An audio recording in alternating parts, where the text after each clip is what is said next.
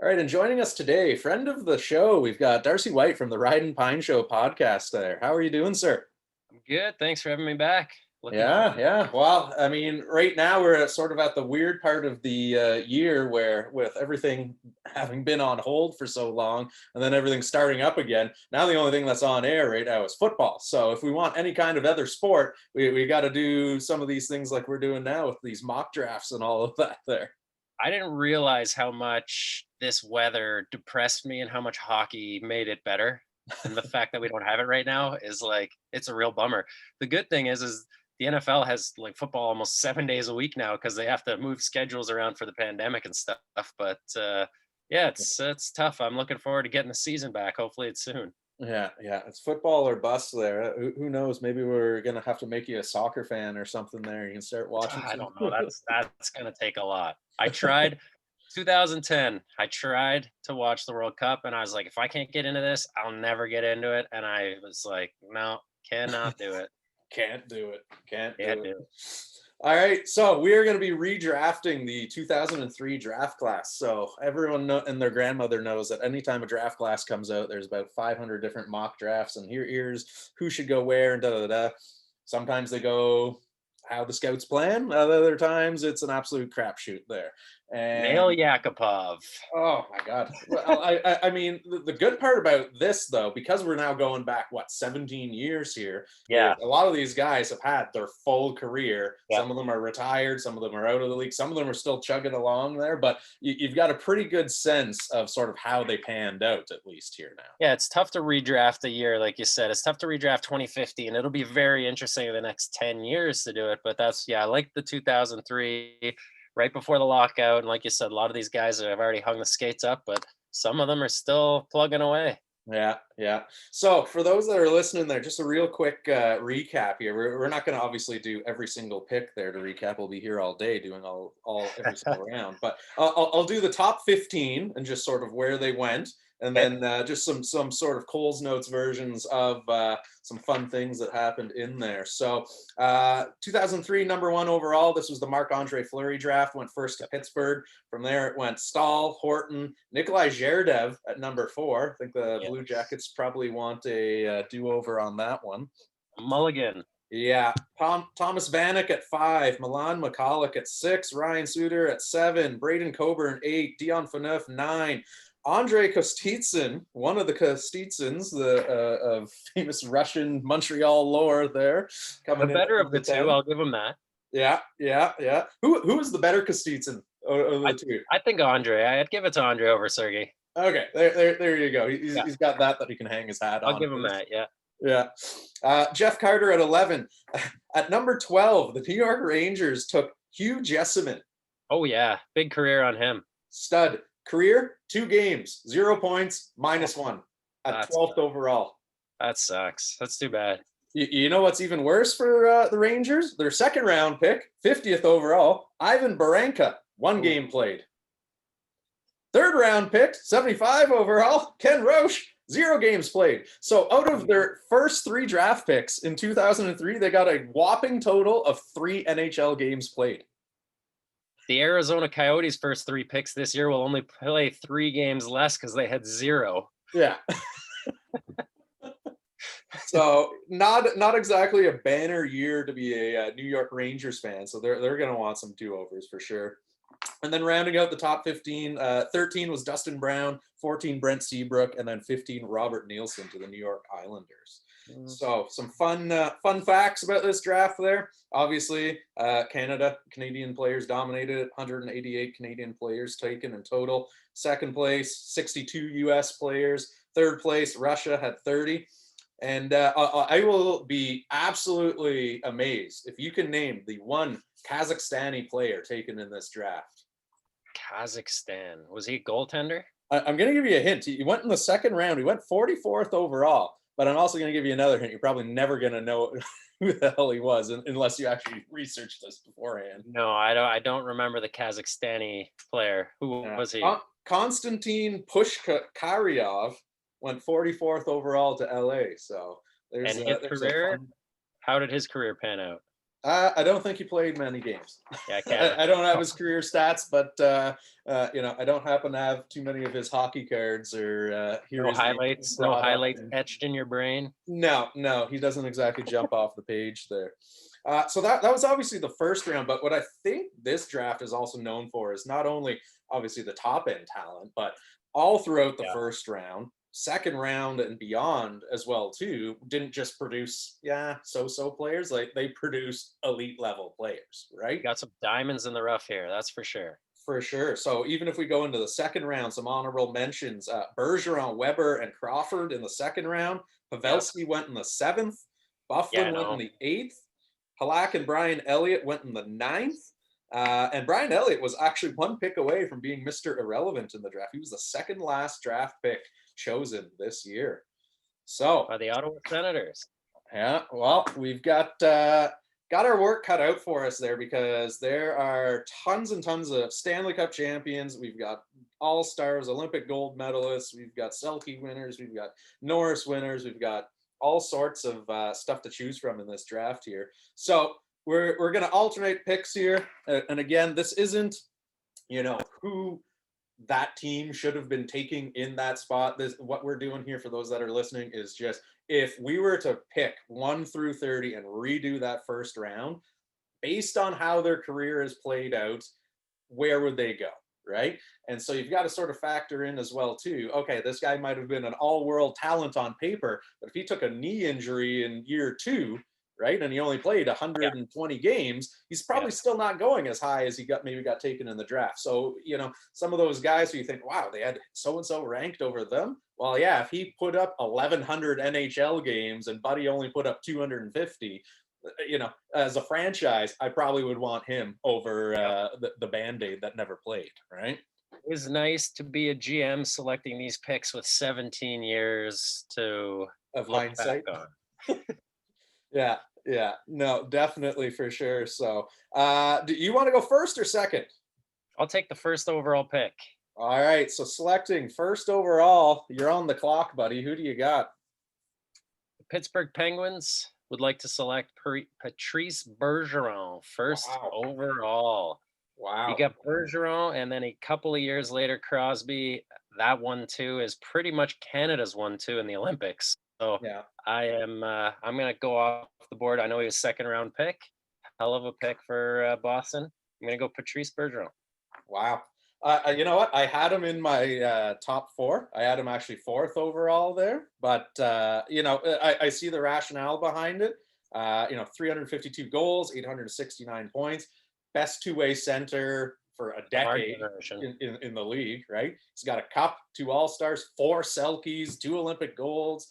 So I mean, it's not a reach to take him number 1 overall there, but on the clock for number 2, I think I'm going to be pretty happy to go ahead and take Marc-Andre Fleury, fallen out of the number 1 spot. So he's actually going to go number 2 on my draft board there.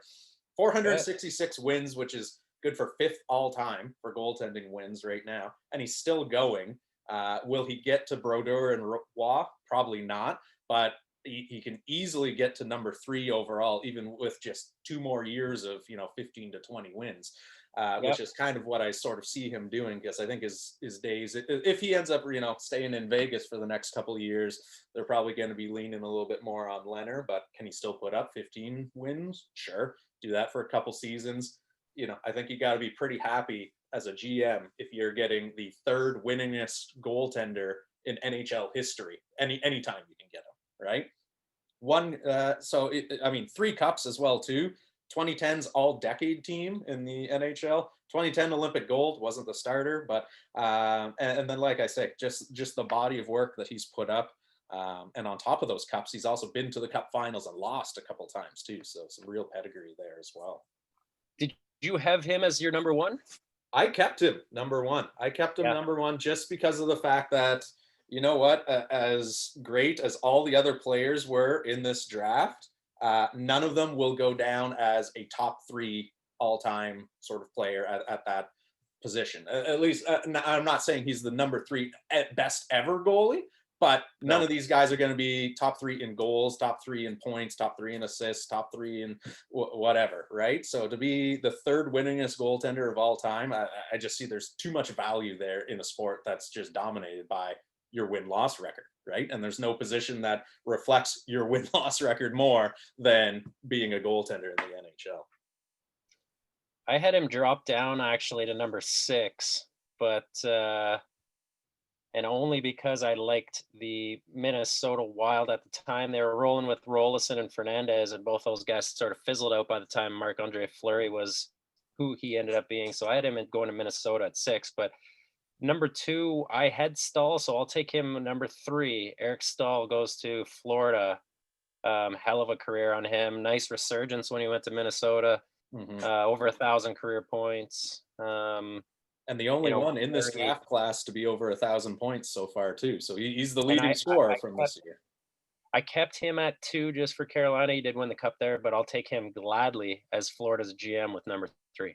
Yeah, no, solid pick, right? Highest producing player in this draft class there. 6 All-Stars, a cup. An all-star MVP. I mean, that doesn't really mean as much as in some of the other sports there, but hey, it's something that there's not too many other players that can boast that on their resume. Olympic golds, world championships, and yeah, I mean, franchise center right there. Can't go wrong with that. Yep. So that puts me on the clock for number 4, and this is one where Take Jaroslav. What's that? Take Jaroslav. Yeah. We're, you know what? Columbus is actually going to stand pat. They're going to die on this Nikolai Jaroslav hill.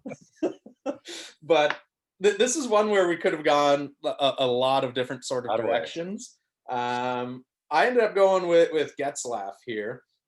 I had 965 points. He's so the second most points in this draft class. He's a centerman. He's durable. He's got a cup, 3-time All-Star. 2 Olympic golds, and he's everything that you would want in sort of today's NHL, right? He's that guy who can drive the play. He's a big body. He's a centerman. He's great in the, face-off dot on any situation, power play, penalty kill. You can throw him out there. He's experienced in every level of competition there. So that's where I went with that one. There were maybe some arguments that maybe you could slot in one of the higher scoring wingers, but there's just such a premium in today's NHL at a center that I ended up giving him the slot here at number 4. Like it. I sort of flip-flopped here with so I had Getzlaf 3. So 4 is a good pick, obviously. I sort of flip-flopped here with my 4-5 picks, both being defensemen. And looking at Buffalo, I think you gotta go Shea Weber, Buffalo, for 5th overall, even though I sort of had Burns slotted right there with him. I'm going to go with Shea Weber for my 5th overall pick for the Buffalo Sabres. Yeah. I mean, hasn't won a cup, but I mean, 7-time All-Star, 2 Olympic golds. Don't know how much, faith you sort of put in this, but 4-time hardest shot winner. So there's something. You gotta have some sort of kahunas to jump in front of that shot. I'm not doing it. Yeah, and if you look, and there's quite a few good, not only serviceable but top end defensemen in this draft, and you've got to figure he's the best available defenseman. That came out of the 2003 class. So no issues there whatsoever. Adam, where did I have him? I had him at 7, but I mean, 5 and 7, there's not a huge jump there, so definitely in the same ballpark. Yeah. So that would put me at 6 then. So I will go ahead and take Corey Perry at 6. So we got 377 goals, 797 points, 1 cup, 4-time All-Star. He's the only Rocket Richard winner, the only Hart winner of this entire draft class. 2 Olympic golds. He's got the triple gold. And on top of that, so he's got the triple gold plus a Memorial Cup, World Junior, and World Hockey Championship, making him the 2nd player ever in the history of hockey to do it, behind Scott Niedermayer, former teammate. So he's, I mean, if you're looking at just the accomplishments he's had, he sort of stands out just as far as hardware and what the point production that you would get. Again, some of the people that are listening might be going like, Corey Perry, well, he hasn't done anything in a while. That's Oh, no, fine. But guess what? In the definitely. first half of his career, he was a top 10 player in the league for a long time. So we're looking at the breadth of their entire careers here, not just the, all right, well, what did he do in the last 2 years in Anaheim and with Dallas lately? And he was on the third and fourth line in Dallas. That's fine, right? But look at everything that he accomplished before then. You got to have one of the best lines in hockey for the decade with Getzlaf, Perry, and when Bobby Ryan was there scoring 30, 35 goals. That was just lights. Unbelievable, unbelievable chemistry there. So, yeah, I was hoping he was going to slip down to number 8 for Atlanta. I know we're on 7, but I'll tell you where my thinking was with 8. Um, the right wingers, when Corey Perry came into the league for Atlanta, were the top scoring right winger in Atlanta was Ronald Petrovicki. Uh, Stud. JP Vigier was number 2, and a very young Francis Lassard. Those were their right wingers. So I was hoping Corey Perry would drop, but obviously he didn't. At 7, I initially thought Brent Burns would be taken off the I thought he'd be taken by now. I had Ryan Suter, but I'm gonna go Brent Burns for 7 in Nashville. Oh, wow. So Brent Burns going 7. Okay. I had him down for number 12 there. I mean, you look at his stats, 210 goals, 694 points, no cups, 6-time All-Star, won world championship, a world hockey championship, won Norris, 3-time finalist, and 1,100 plus games. I mean, all of that phenomenal, right? I had him actually as the 4th defenseman I would have taken. But what was your rationale for him being right behind Shea Weber at number 2 there? I like Burns just in the fact that he was so versatile and could play forward and defense, and he was just such a stud in Minnesota at the beginning of his career, and he's sort of really kept that play. It's declined a little bit. His defensive capabilities could be questionable at times, but you put him with someone who's a solid stay-at-home guy. That was like a Mark Methot. You put a Mark. That was why Erik Karlsson was able to flourish the way he did. Yeah. You get a guy like Mark Methot or someone like a really boring, not flashy, stay-at-home type defenseman, and Brent Burns can really flourish. So I had him there. Uh, I had a tough time between Ryan Suter, Weber, and Burns, but yeah, I got Burns at 7 in Nashville. Yeah, yeah. Well, I mean, yeah. Once he got out to San Jose there and had, he had a couple of defensive pairing partners there, but Vlasic certainly helped clean up some of the messes that he made over There, the years. And there it is. Yeah, great. He fits the mold of today's NHL defenseman as far as jumping in the rush and creating those offensive chances and all of definitely. that. The only way to win a Norris Trophy is to get the most points. Yeah, no kidding. We need to get a friggin' true defensive trophy and then a Bobby Orr trophy and Exactly. just go from there. But Yeah. that's a whole other kettle of fish. Okay, so number 8. So this one might sound surprising, but hear me out here. I'm going to go ahead and take Jeff Carter at number 8. Okay. Reasons being 382 goals, 732 points. He's a centerman, again, big body, can play in multiple situations, 2 cups, 2-time All-Star, Olympic gold, he had a 46-goal season with Philly. Injuries kind of derailed the tail end of his career a little bit, but for a good 6 or 7 year span, he was, as close to a lock to get 30 goals a season as you could get, right? Yep. And he was absolutely key in the Kings winning 2 cups and the fact that Philly had that giant run that they went on as well too. No question.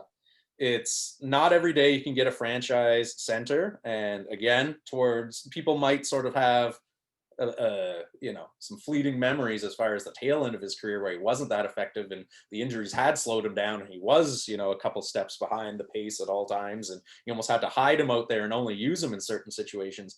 But, from the beginning of his career up through that second cup with LA, he was lights out. He was all world. Yeah.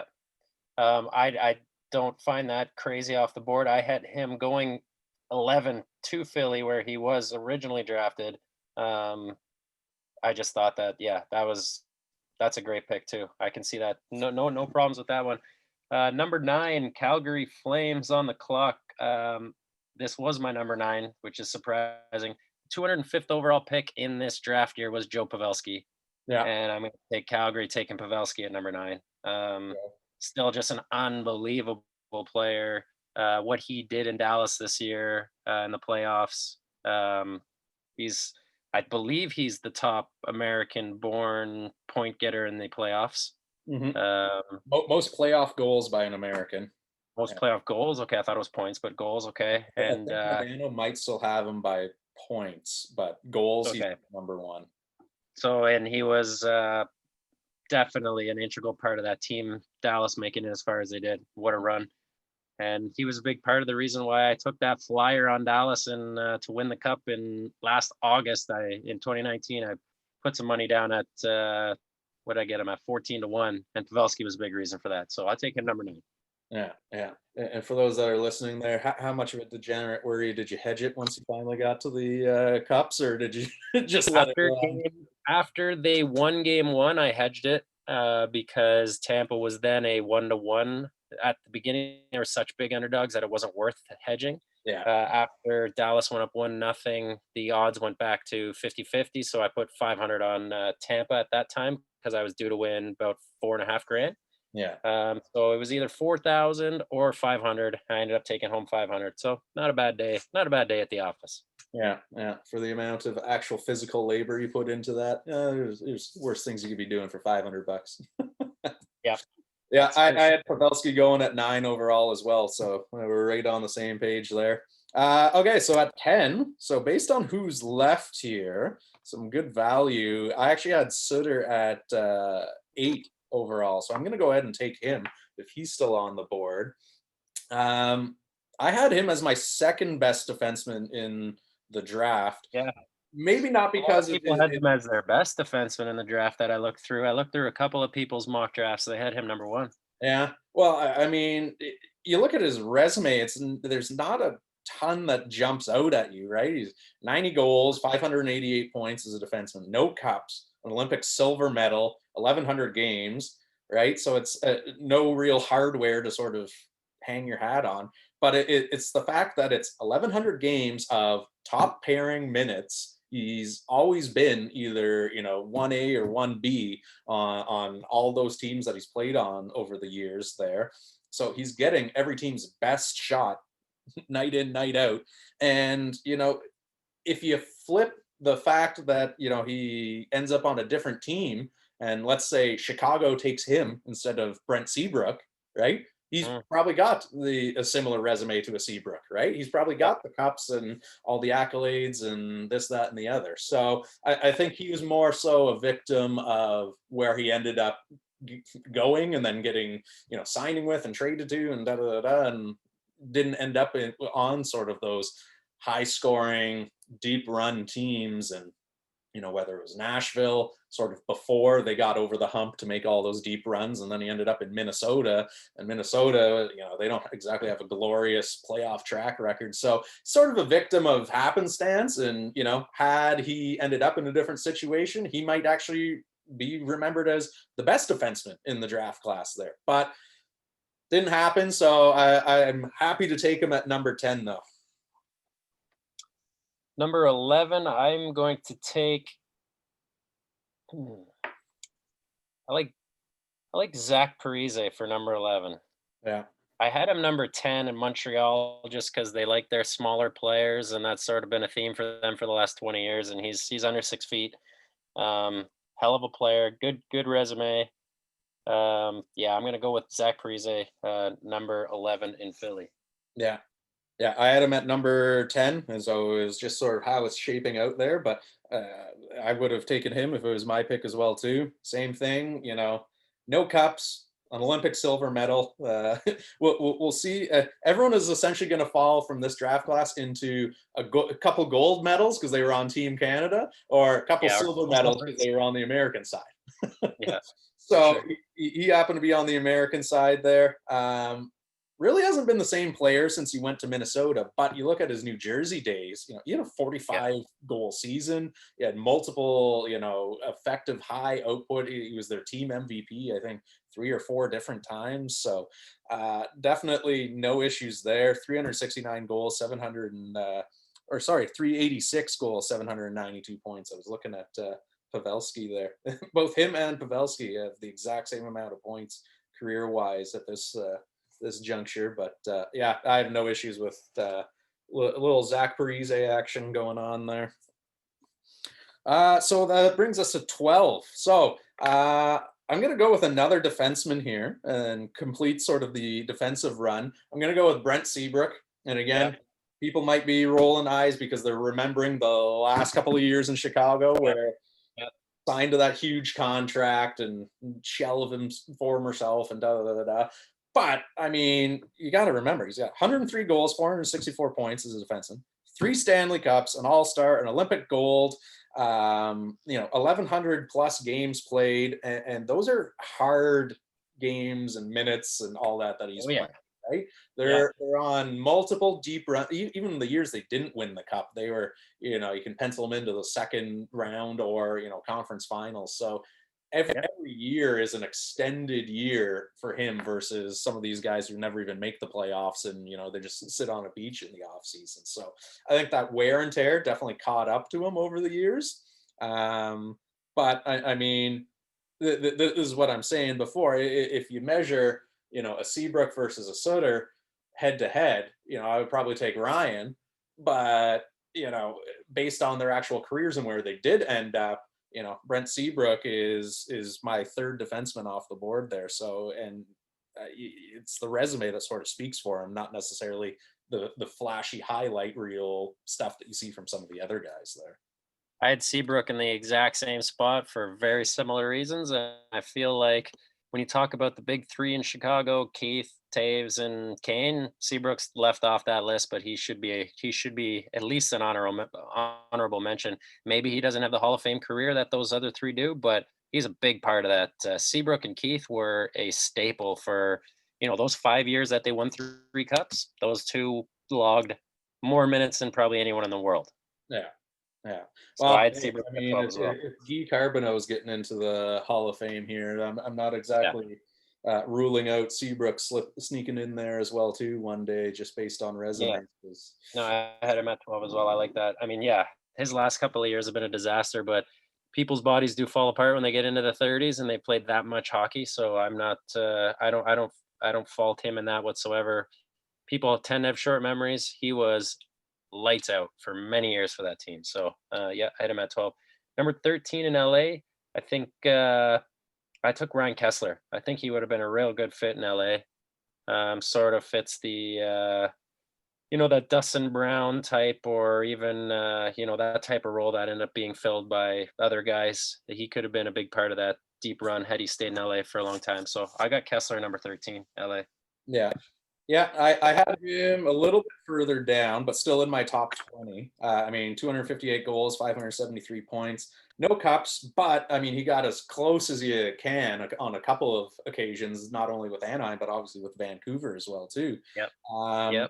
And again, what's that? Tough to play against that guy. He was a real pain in the ass. He was an absolute nightmare to play against. And it's not just his skills. It was the fact that all the stuff that he's doing after the whistle as well, too, and just yapping at you and going to the greasy parts of the, rink and doing all the things to get under your skin as well, too. He was, an effective super pest because at the end of the day, he also had a 40-goal season as well, too. And it's not like he was out there, mucking it up in front of the net. He was able to score at a pretty elite clip as well, too. Yeah, he had a couple of Brad Marchand-esque years for sure in Vancouver. Yeah.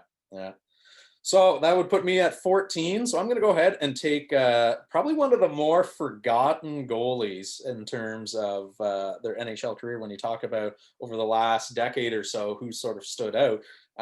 But Corey Crawford, 260 wins. He's got career .918 save percentage, 245 splits, 2 cups, 2 All-Stars, a World Hockey Championship gold, 2 Jennings trophies. He was a 2011 All-Rookie team. So just that right there, goes to show you how long it takes goalies to finally get to that NHL level. Drafted in 2003, all rookie team in 2011.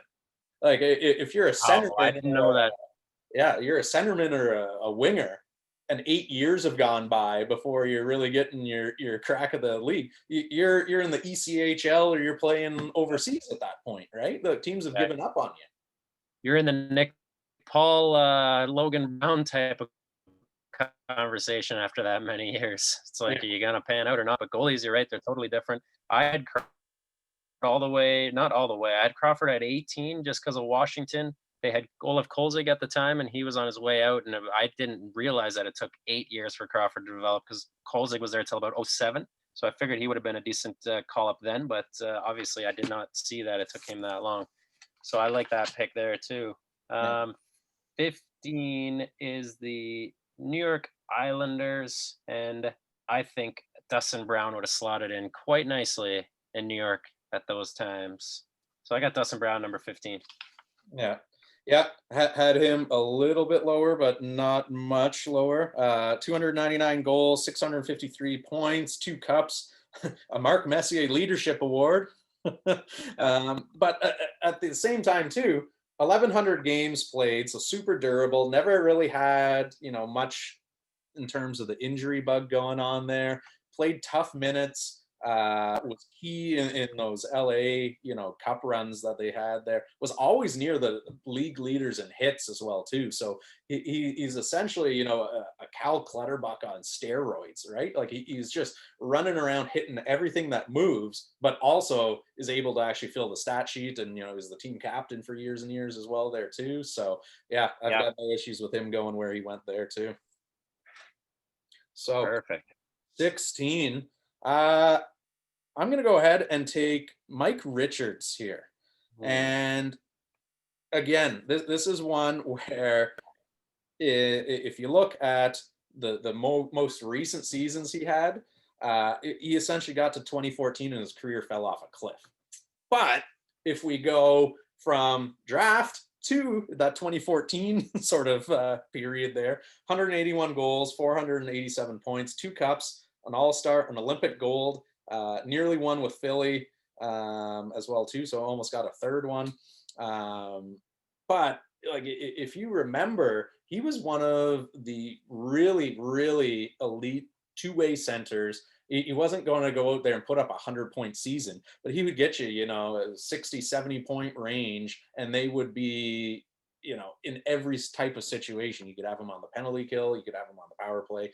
Him and Jeff Carter, as far as, being a 1-2 sort of punch, were just unreal back in their Philly days. And even back when, he did join them out in LA there too. So, and again, it's just, you look at the way that the game's played now, everything's generated from the center, right? So centermen are always going to be worth slightly more than, maybe that winger with comparable numbers. So that's sort of why I went with him here at 16. New Jersey on the clock for 17. I took David Backes. I think looking up and down that lineup at the time, they had Jamie Langenbrunner and Brian Giunta. Backes would have been a real nice slot in there at 3, and he's had a really nice career and obviously slowed down a little in Boston, but in St. Louis in those years, they just could never get over the hump, but he was always a big part of that team. And so I took David Backes at 17. Yeah, got a feel for the guy a little bit there. He finally gets off St. Louis, and as soon as he does, they end up winning the cup there after he that's tough. Flogged it out for so many years with them. But I had him slightly lower. I had him at 22, so 5 picks lower. No cups, one-time All-Star. He was a Selke finalist one year, so again, sort of underrated two-way game there. An Olympic silver. He's tough to play against. Big body. Tough to play against.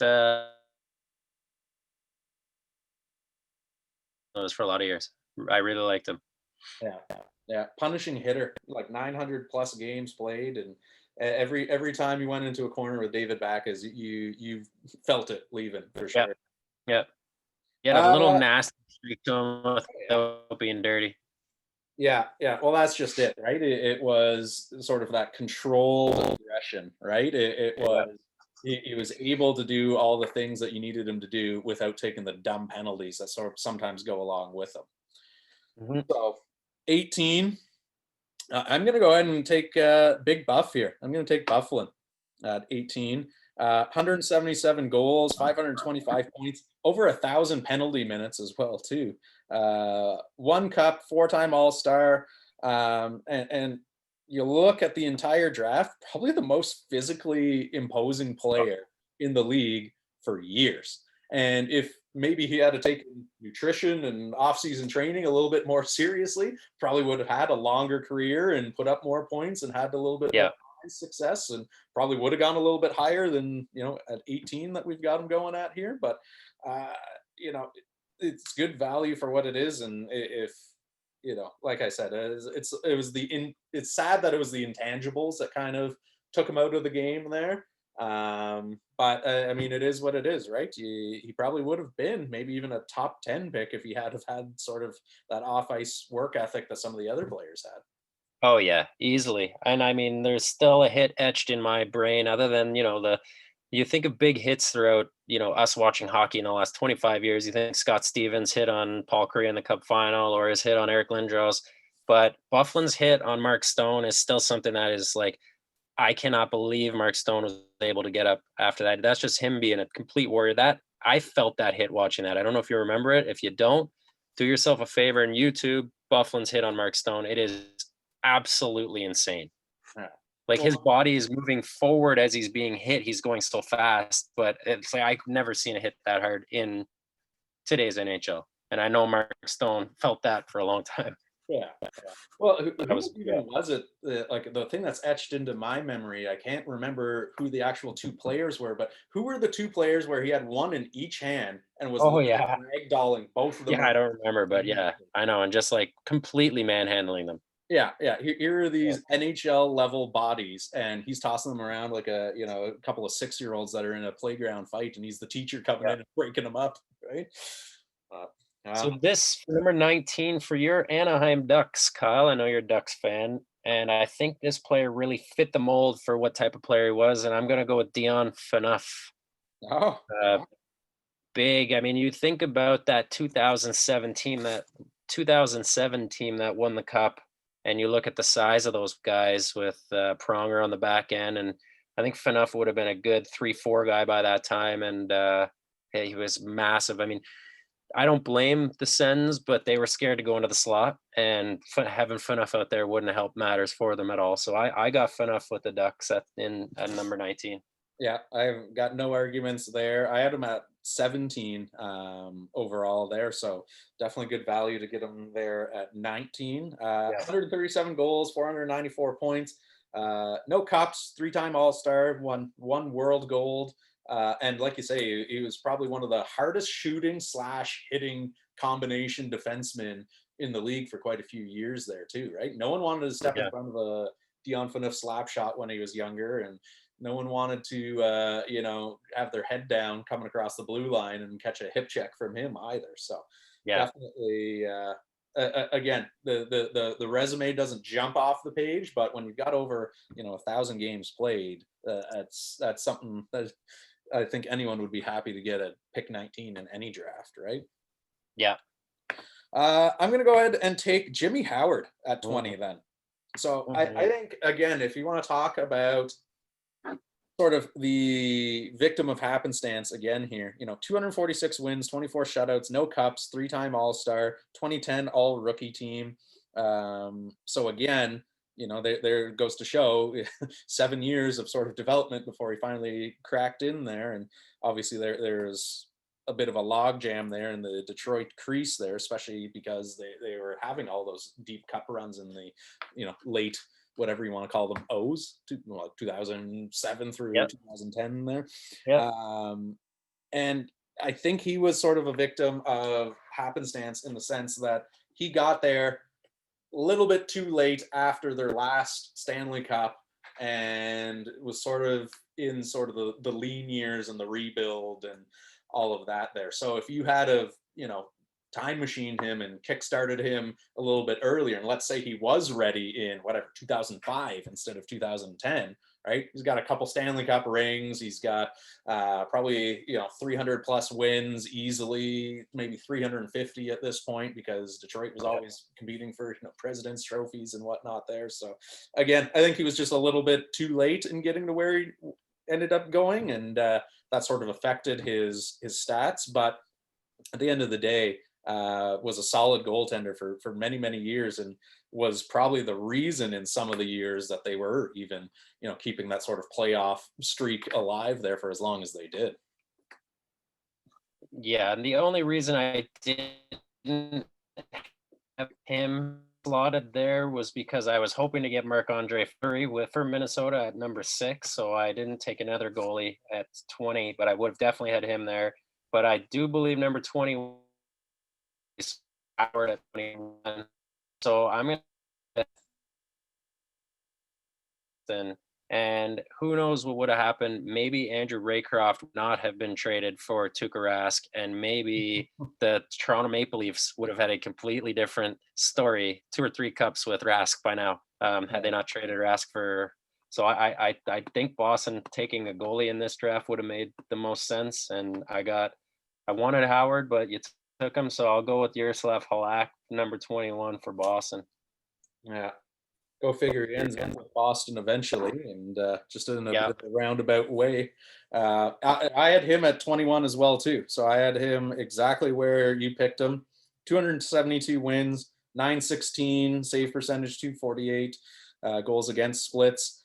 No cups, but 2 Jennings awards, a World Cup of Hockey silver, and was probably the most sneaky, consistent, under the radar goalie in the NHL for the last 10 years. When do you ever hear? Definitely.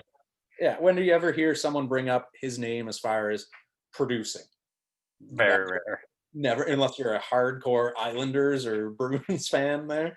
But like for years and years and years, all he did was go out there and put up, stellar numbers without the fanfare, and probably because he was always in these weird 1A, 1B tandems. He was never really the guy anywhere that he went, right? So again, sort of a victim of that. And had he, gone to a team that gave him the, keys to the convertible and said, all right, you're our number 1 guy, you're a franchise netminder there, maybe his career pans out a little bit differently, but what can you do? So 22. So I'm going to go ahead and take the good old Thomas Vanek here. You stole Vanek from me. Yeah. Well, I mean, he went, where did he originally go? He went 5th overall to Buffalo. So this is quite a fall from 5th to 22 for him. But 373 goals, 789 points, no cups, an all-star, 2-time 40-goal scorer. He actually won the plus minus award, which I didn't even know was an award. And then when I researched it, apparently it got discontinued in 2007. So he won it in the 06-07 year, and then Datsuk won it the next year, and then they stopped handing it out. So whatever stock you want to put into the fact that he won that one year, more power to you. But as far as actual point production, he's one of the higher scoring players in this draft. But the reason he's not going ahead of some of these other guys who, he had almost 300 more points than, like a Mike Richards. But Mike Richards did all the little things that actually help you win hockey games, right? Vanek might have had the points, but he's not going into corners, right? He's not blocking shots. He's not taking face-offs. He's not penalty kill or any of that stuff. So I think he was just sort of one of those softer sort of perimeter players who had a nice shot, had a quick release. He can score some goals, and hey, every team needs a goal scorer. So he was always well employed. But at the end of the day, that's probably the reason he ends up falling as far as he did, because he didn't sort of develop that secondary aspect of his game there. Yep. So I'm probably going to piss a lot of Vancouver fans off with this pick. Number 23. I'm going to go with Loui Eriksson, who may have the worst contract in hockey in Vancouver right now. Yeah. But when he was first brought into the league, he was a hell of a hockey player, man. He was really, really good. And, they did not pan out in Boston. And that big trade for Tyler Seguin, he was the 1-for-1 with Seguin, if I'm not mistaken. I didn't look it up, but I believe it was a 1-for-1 for Tyler Seguin. Might have been one other player in that trade, but Eriksson was the big Yeah, piece. there were a couple of them there. It was like Rich Peverlay was in there Ah, too. that's right. Yeah, there That's were right. a few pieces, but yeah, you're right in the sense that the actual pieces of sort of Yeah. quote unquote value were Yeah. supposed to be Seguin and Eriksson there. I mean, now Vancouver's paying him about $1 million a point. Yeah. I don't think he's had a 30-point season in Vancouver. Yeah. But you know what? I just like Loui Eriksson's early start of his career. I thought Boston were going to win that trade. I didn't know if Seguin was a real gamer or not. I thought maybe he was a party boy, like he had the rumors of being, and that's why Boston got rid of him. Yeah. And it's all hindsight now, but I think Loui Eriksson may have had a better career. And sorry, Vancouver fans, but 2003 I would have picked Eriksson. 2020, not so much. Yeah, and that's just it, right? It's their whole career. I had him at 25, so I'm really not that far off from where you took him. So 250 goals, 593 points. So at some point in his career, you can tell that he did formerly put up I think points. he might have put up, and again, I haven't looked it up, but I think he might have put up a 40-goal season or somewhere near that. Yeah. Well, When he was younger, right, and he was definitely producing, and there was a reason that he was part of that sort of Eriksson for Seguin, thinking, okay, this might not be too much of a drop off in terms of actual production, but anyway, so like you say, hindsight's 2020 there. So, I mean, uh, his real rookie season, or he had 36 goals and 36, 29, 27, 26, all in Dallas. yeah. So Boston's probably thinking, we're getting ourselves a 30-goal scorer perennially here. Yeah. All right, so at 24, I'm going to go ahead and take Brian Elliott here. So second last pick in the draft, moving all the way up to the first round here. It's quite a I also had Elliott in the first round. Yeah. So Brian Elliott, again, sort of in that Jaroslav Halak mold there, where never really was the man, never really got sort of the fanfare that maybe some of the other goalies did. No cups, but two-time All-Star, won the Jennings one year. And here's a fun fact, post-World War II, he has the single-season goals against average record.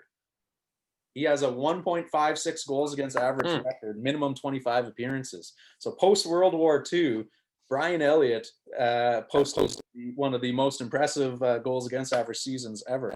And again, are they super sexy numbers with 241 wins and 912 save percentage, 250 split? No, but it's serviceable. And if you're going to tell me that I can get nearly 250 wins out of someone with pick number 24 in the draft, and he'll have 1 year that'll, post a 156 goals against average, sure, I'll take him at this point for sure. I like it. I'm on the clock at 25. I think a guy that would have fit well into the Florida system back then. I'm going to go with Patrick Eaves.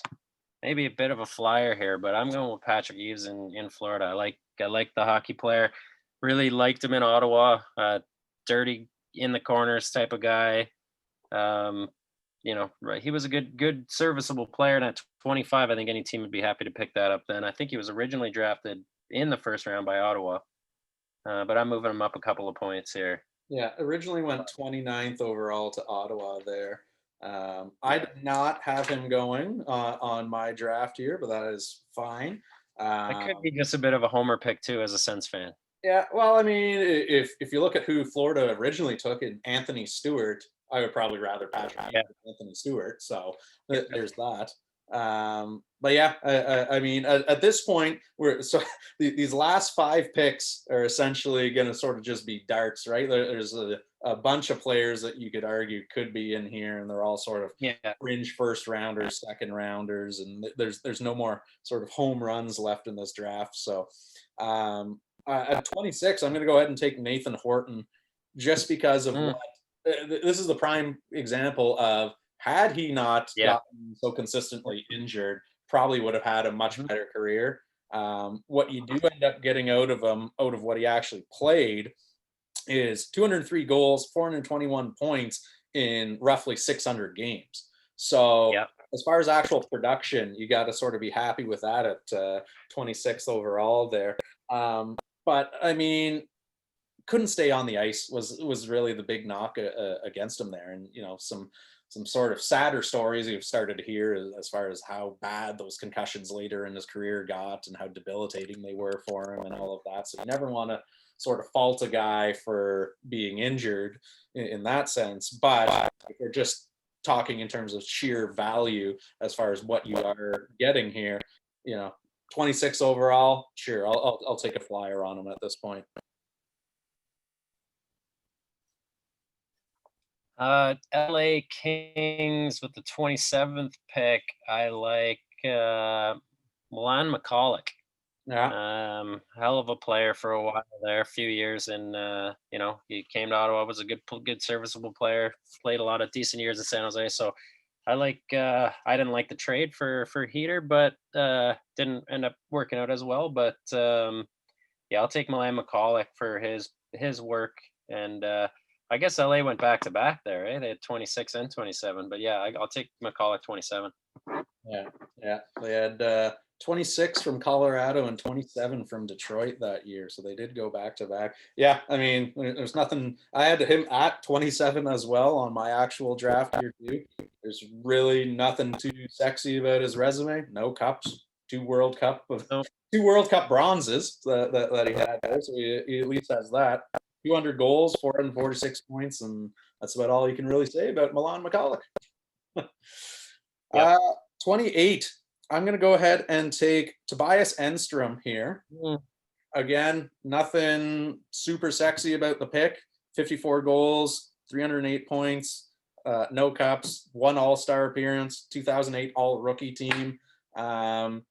Just sort of a steady sort of career.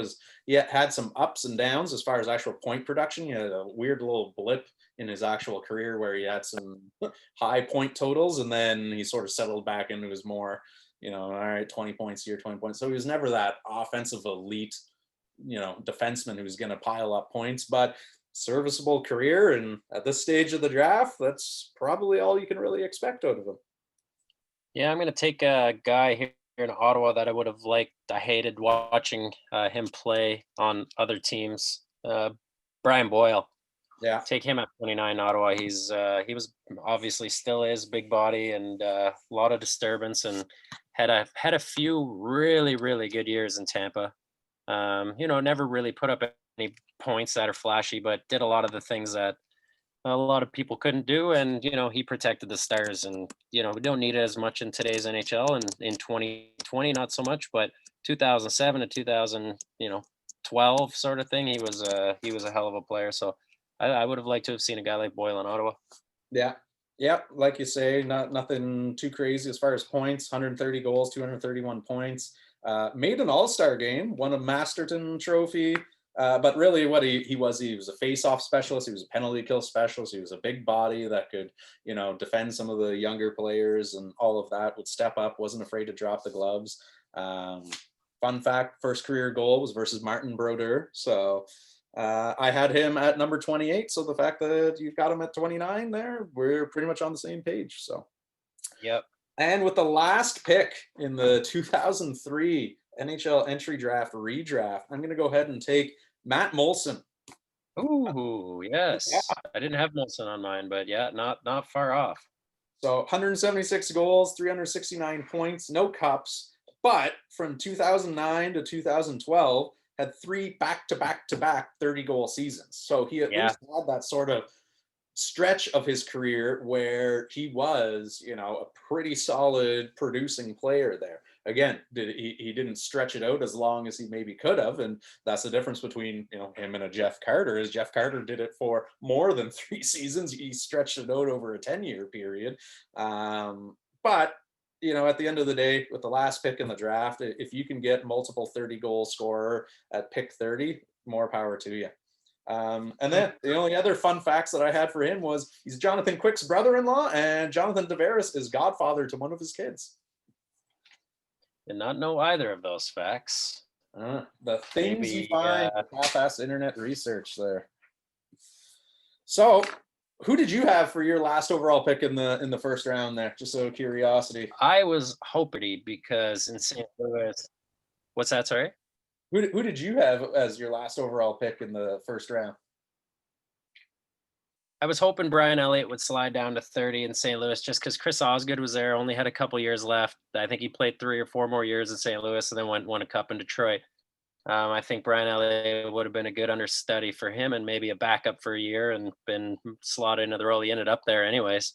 Yeah. So I thought that was a good fit. I also had one guy that wasn't taken. I had Lee Stepniak in the first round, but only in number 28 in Anaheim. So yeah, well, you know what? I had Lee Stempniak as my number 30 overall pick right there. But nice. Because you went off the board with Eaves, that's why he got cut, because I had Molson higher than Stempniak. So yep. The fact that we were pretty much right on with all of those picks. Not bad. Yeah, not too bad. So, but I mean, it just goes to even show you when we're using every single round of that draft year in what is widely considered one of the deepest draft classes ever.